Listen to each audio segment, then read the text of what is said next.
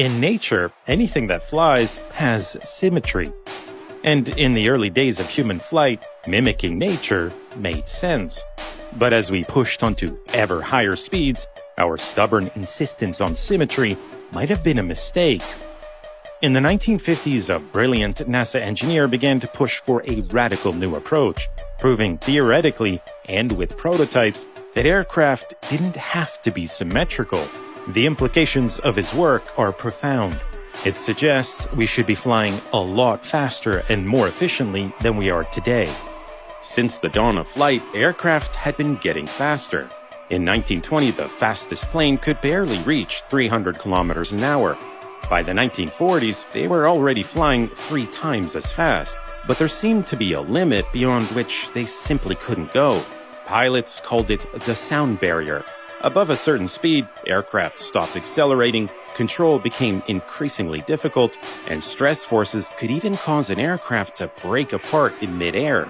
But in 1947, a daring test pilot flew an experimental plane beyond the speed of sound, proving that the sound barrier wasn't a barrier at all.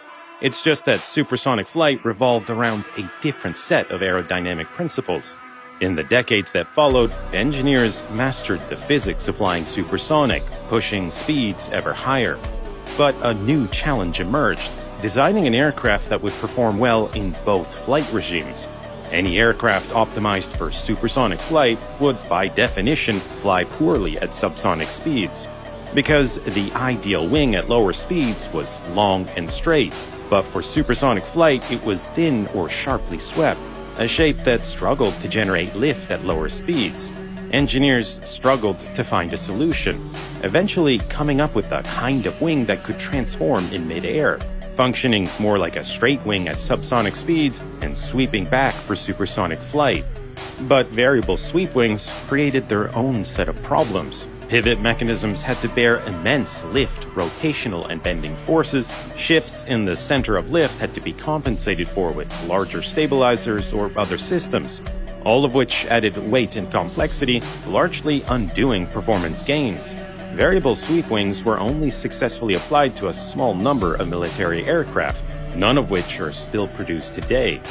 The sound barrier might not have been an actual barrier, but it seemed that flying faster would always involve serious trade-offs.